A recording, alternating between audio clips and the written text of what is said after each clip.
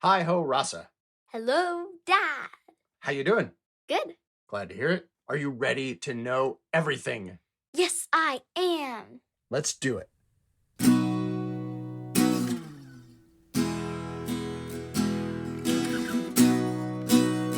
Today, I want to talk to you about having the discipline to relax. What? Aren't those opposites? So you'd think, but let me give you an example. When most people think of Montana, where we live, they picture ice and snow, but it gets hot here in the summer, sometimes really hot. It feels like my brain is boiling, but we're lucky enough to live by a creek.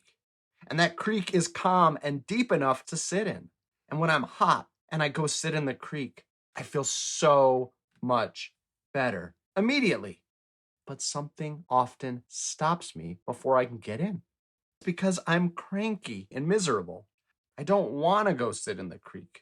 It seems too much trouble. Changing, putting on sunscreen, going out the door. Don't make me. But if you go, you'll feel better right away. That's the discipline. I remember talking to a friend years ago, and he said, when you least want to go sit in the creek, that's when you most need to go sit in the creek. Aha! Sitting in the creek is my example.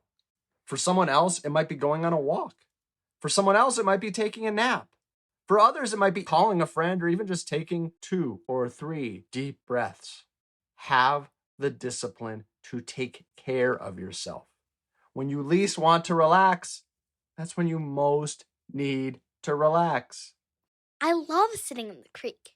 It's not even that hot yet, but I've been going after school as much as possible with one of my friends. I thought it was just for fun, though. I didn't know I was being disciplined.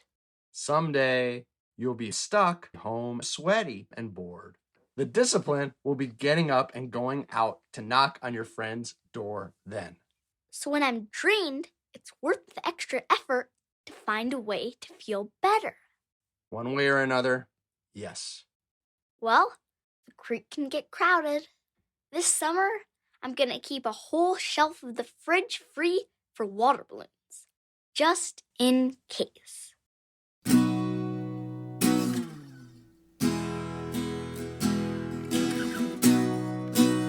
Are you ready for today's poem? Yes, I am.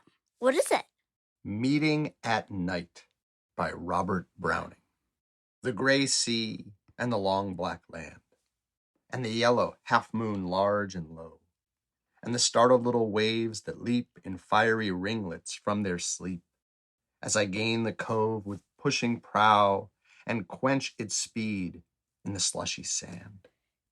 Then a mile of warm sea-scented beach, 3 fields to cross till a farm appears, a tap at the pane, the quick sharp scratch and blue spurt of a lighted match, and a voice less loud through its joys and fears than the 2 hearts beating, each to each. A romantic adventure. Can I read it? Yes. Meeting at Night by Robert Browning. The gray sea and the long black land, and the yellow half moon, large and low, and the startled little waves that leap in fiery ringlets from their sleep. As I gain the cove with pushing prow and quench its speed, eye the slushy sand. Then a mile of warm scented beach, 3 fields to cross till a farm appears. A tap at the pane, the quick sharp scratch, and the blue spurt of a lighted match, and a voice less loud throw its joys and fears. Then the 2 hearts beating each to each. It's like a map to get across the water to each other. Not the water, The gray sea and the long black land. Even turning on a light, if you will, lighting a match at the very end. How's that described? The quick, sharp scratch, the blue spurt, and a voiceless loud, and two hearts beating, each to each. Now, I know you're not involved at this point in your life in a grand romantic adventure, but is there any journey like that for you where there's something that you're looking forward to and there's someone or something on the other end? Yes, the car ride to the candy store. The click of the seatbelt, the glint of the sun in your eye. And so many kids with their noses pressed against the window.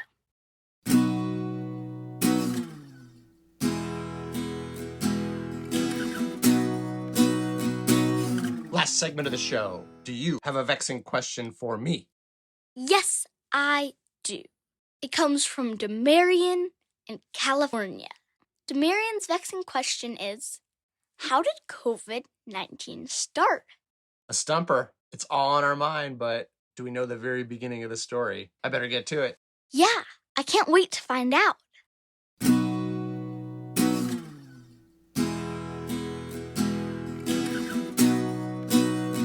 I'm back, and I've got the answer to Demarian's vexing question. Current scientific knowledge suggests that the virus that causes COVID-19 originated in bats and then infected another animal species before reaching human beings. The most likely suspects being a variety of cat, anteater, cattle, goat, sheep, or pigeon. The term for a disease being transmitted from animals to humans is zoonosis, or reverse zoonosis if it goes from humans to animals. That's almost certainly what happened when pet cats and dogs, farmed mink, and zoo lions, tigers, and gorillas test positive for COVID-19. They got it from human beings.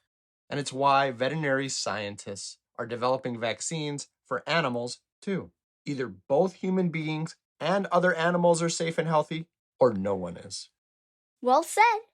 I'm sending wing-flapping, tail-wagging, purring, roaring, barking, and chest-beating best wishes for a happy, healthy future for us all. You Must Know Everything is produced by me, Jeremy Smith, and her, Rasa Smith, with awesome music by Furniture.